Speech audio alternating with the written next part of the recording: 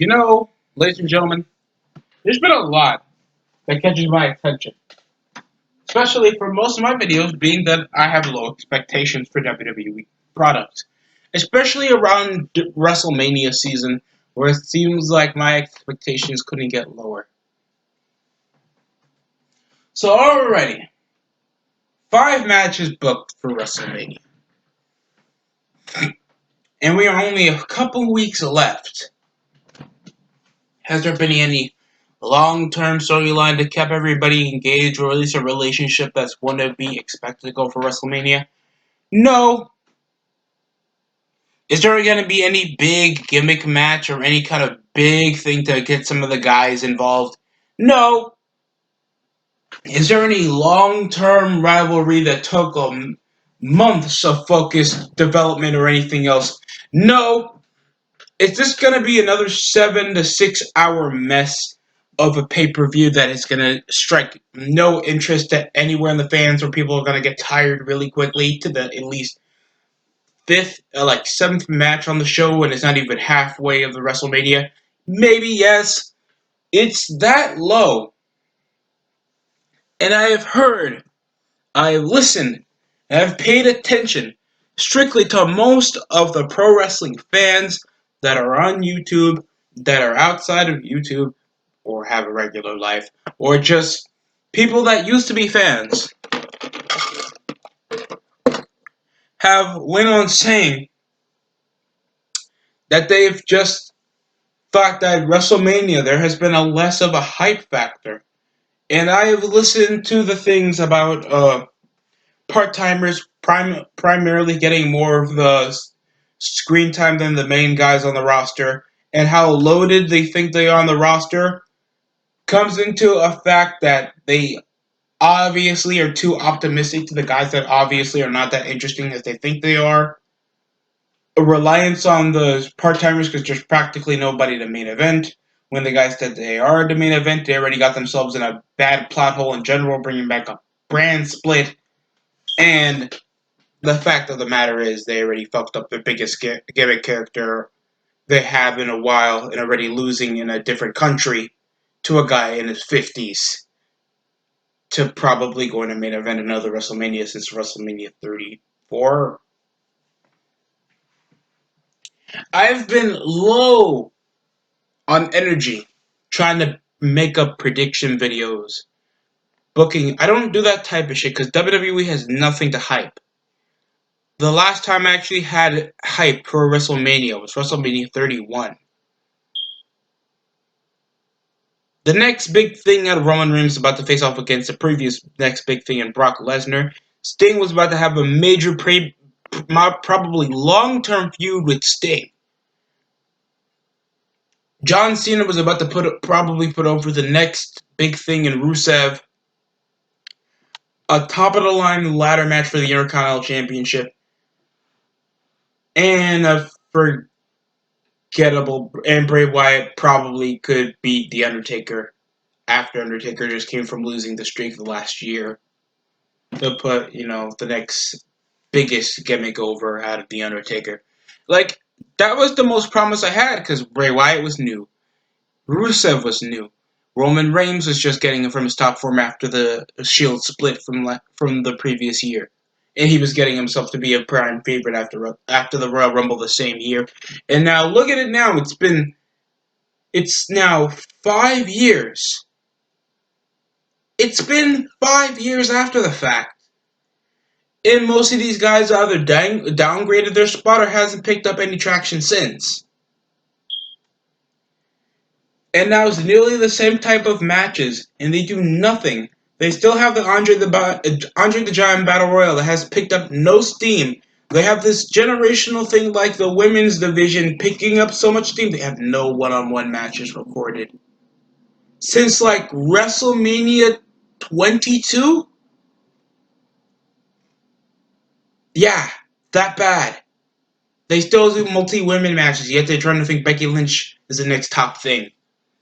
They're trying to build up Sasha Banks to feud with Bayley, and yet they think on doing a 6-pack women's challenge for the women's title when we were literally teasing this feud for the past couple years. Aleister Black versus Roman Reigns versus The Fiend, all this crap. And we had the smartest idea of giving Goldberg the title. And WWE is okay with this. Because of their desperation ploy to think that they're getting the young guys over with putting the established veterans that are pushing their 40s or 50s, breaking a hip to just do the most simplest thing any veteran would do. And it hurts my head every time. No championship has been given prestige. Any memorable moment was just to give one simple person over and nobody remembers. The last time I had a big pop out of any of the last couple of years at a Mania was Wrestlemania 33, when the Hardys literally surprised even though people knew the Hardys were coming back to WWE. They did a surprise signing. They just didn't know what time they were going to come. Probably after WrestleMania or something. No, they came in a TLC match that was just to pack a bunch of Raw tag teams and to forget that we have a tag division.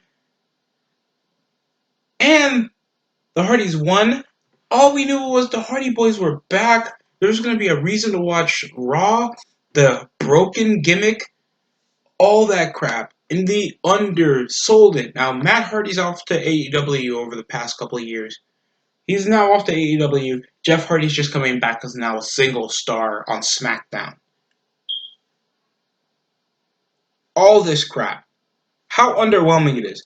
Just to know that same Mania, just like a month before or weeks before, Kevin Owens was Universal Champion. And that belt still hasn't shown an inch of any prestige.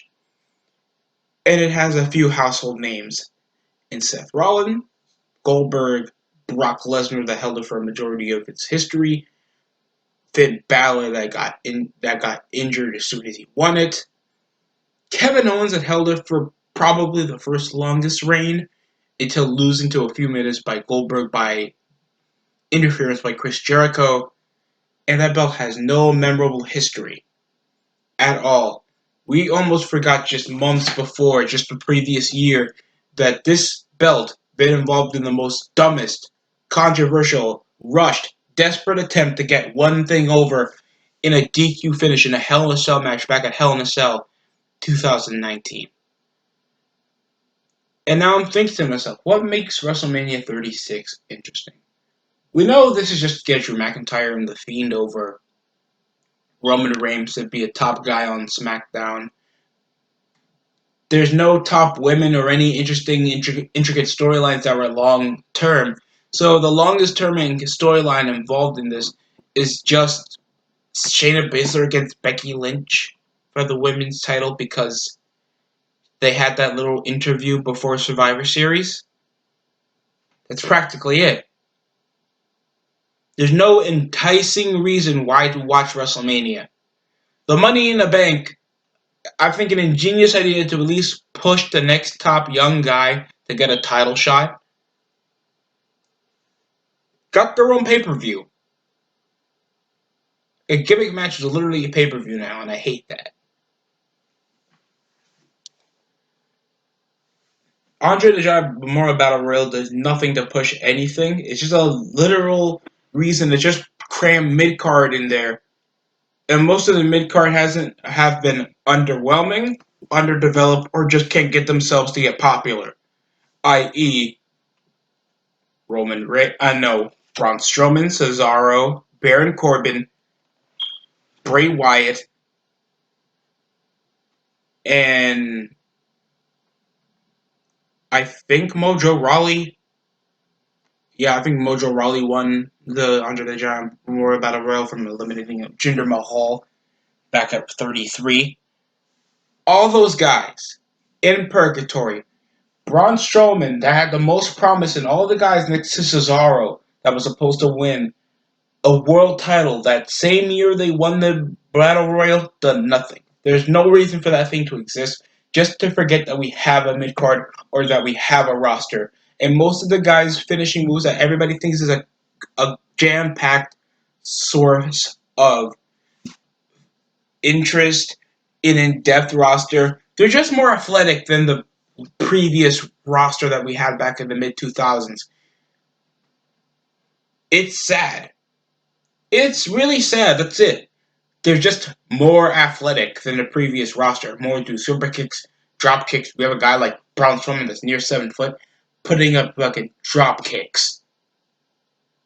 Big Show couldn't do that, and he jumped over the top rope before, and he did a drop kick before. But that's a rarity. Everybody does top gun hellos, they do super kicks, they do all this crap to make a fast paced mess and no storytelling involved with it. I don't know why WWE does this because of the blood money that they keep getting every damn year, and it does nothing to expand the brand. All it does is gives them some hush money for whenever Vince is dying, and they still need to make that platinum, not gold encrusted, little ass coffin.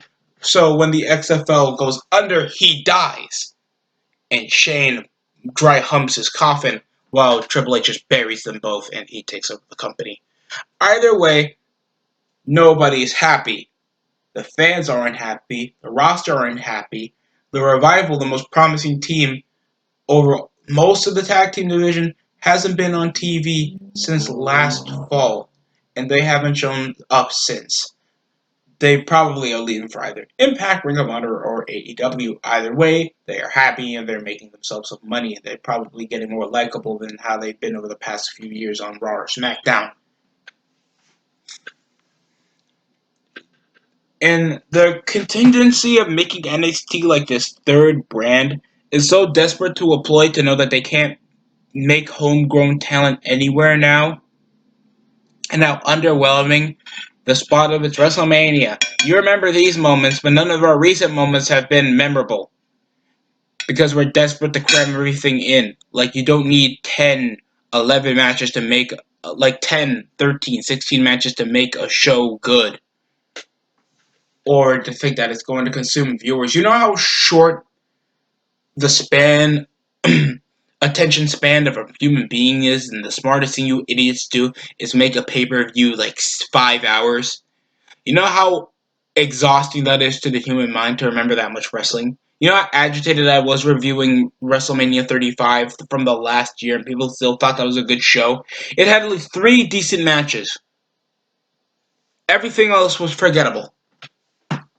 I'm sorry if you guys if you guys did like the pay-per-view. That's all you. Enjoy whatever you guys have to do.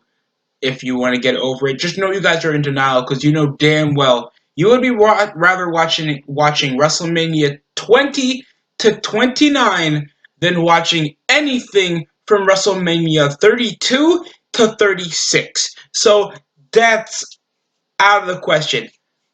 I have been watching WrestleMania for a majority of my life, and I think some other wrestling fans would say the same thing, and they know damn well they'd rather be watching from what they were with before they learn how to potty train from what they learn from they're able to legally drink at this point. Because it's torturous, it's agitating, and all these dumb signings, all these little dream matches mean nothing because WWE is going to do whatever they want, and they know because they are making Saudi money. They have the XFL backing them up. That's getting more ratings and getting more popular to the day more than a Raw or a SmackDown showing. And they know how damn depressing that is. Because I watch the XFL. I don't waste time with NXT. And anybody asks me to watch NXT, just know AEW is an actual show where they do actual storylines involving an actual roster full of actual people that are actually going to tell me, that are actually going to show me something exciting every other week than just a steel cage match or a number one contenders match. Or I'm just going to go to Raw or SmackDown where I can actually get my name bigger. So they're technically just a bigger developmental brand. So fuck off if you ever give me NXT again. That's a joke. Rhea Ripley is a joke. Most of the card for WrestleMania is a joke. Waiting for WrestleMania has been more of a joke. It's a joke. It's a waiting time. It gets nobody over. There's no exciting reason why you should watch WrestleMania. It's hard for me to say because they've done nothing to build at all. Other than Drew McIntyre getting a shot for the WWE title. No shit, Sherlock, because he won the Royal Rumble. He has no obstacle over the course of this. And he's beaten a few guys beaten MVP, and he beaten the fuck out of that little tarantula next to Rowan. Nobody issued a title shot. Nobody issued any other opportunity. Ricochet lost in under 2 minutes. It's just sad. We do no ongoing threats, no ongoing storylines. We've just now, over under a year, made a new faction after we made the OC a thing. And they have done nothing except been in mid-card purgatory unless Brock Lesnar's not on TV. This women's thing is a joke. Becky Lynch is a joke. The Undertaker still has to appear because WrestleMania has no ways of building themselves up as an actual legit A-list show like they were back in the day. Brock Lesnar's just here for another payday. And WWE has no idea how to build up superstars anymore because somehow long-term storylines don't alert to them anymore. It's dumb. It's desperate. And I just wish for any source of interest at all, like any epicness at all. We had like 27 matches at WrestleMania 36. What was there to be excited for? Batista coming back for some, but that's an old head. Randy Orton's an old head. Daniel Bryan, we already know. Who was getting over? A late 30s Kofi Kingston that got over from a February. Nobody else was expecting Kofi Kingston for much because he was in the mid-card purgatory. No one cared about Kofi Kingston just for 2 months. And then he held the world title. Nothing else grabbed anybody's attention. Drew McIntyre was the most promising over all that time. And he wasn't gifted title shot over title shot. Nothing tiered him to this motive other than it's either him or we're not watching if AJ Styles wins the Rumble. Or Roman Reigns wins it again or Braun Strowman does it over all this time being in mediocrity on the roster. What is there really to watch at WrestleMania? And I'm asking you, you can write it down in the comments. To get the Fiend over by John Cena from a couple years back, and he's literally now is grabbing these backhanded little segments. There's been no build up other than that one reference that you lost him, even though you behaved like a completely different character, except you're still technically Bray Wyatt. It's so dumb. It's so corny. It's like Eugene comes back in 2020 and asks Triple H to wrestle him at WrestleMania, all because he was mentally challenged and he got beaten to crap up back in 2004. Who's going to watch that? Yeah, it would be fine to see Eugene again, but it's like, for that? At Mania? That's so dumb. And I lost Chris Jericho for this, and look at this. He held on to. He's now currently the first and longest world AEW World Champion in history. So that picks up for some. And at least AEW actually has long-term storylines, feuds, and rivalries that consists over everybody generating over the roster. WWE has nothing of the sort. And yet people still want to make these dumb little bookings, pretend bookings for something that should be inevitable. WWE doing the opposite. Y'all can do whatever you want at this point, bro. Just know the reasons why I'm not optimistic about WrestleMania 36 or the ongoing WrestleManias. Just know that WWE doesn't give a shit. I'm not saying you shouldn't, but you should expect it. I don't like being pessimistic about all this at all. I really don't. I just really wish I could have an exciting pay-per-view that I'm going to spend time, my money, sit down, grab some food, and watch. John Cena and Batista. Undertaker and Shawn Michaels. The Rock and John Cena. CM Punk and The Undertaker. And I'm younger than you expect, so you think I'll tell you some recent other feuds. Triple H and Randy Orton. Undertaker and Edge. Batista and The Undertaker. All this crap. Benoit, Shawn Michaels, and Triple H. Eddie Guerrero, and Kurt Angle. All this crap you remember. No one remembered that Dean Ambrose and Brock Lesnar won a hardcore match, and there was a chainsaw involved, and no memorable moment was shown over all that. Ronda Rousey made her debut. Fun match, but nobody remembers. Just the previous year, Kofi Kingston won the WWE title. Nobody remembers a spot. And Triple H and Batista had a match for some damn reason. And then Triple H on the Saudi show had Randy Orton in a random match just put up this playoff package, to put up this video package that they did have history. Like, dude, come on, really? There's barely been an authority figure all of 2019 except Shane McMahon because the McMahons were taking over technically just SmackDown at that point because he was feuding with The Miz. That's dumb.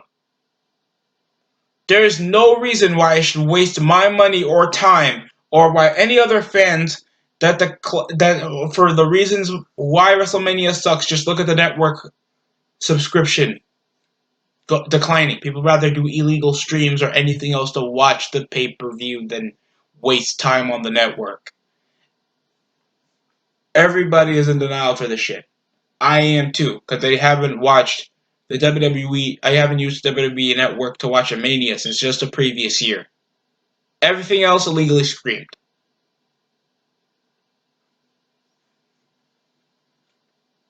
I just wish I was just more excited, and I think fans aren't either. Some fans aren't.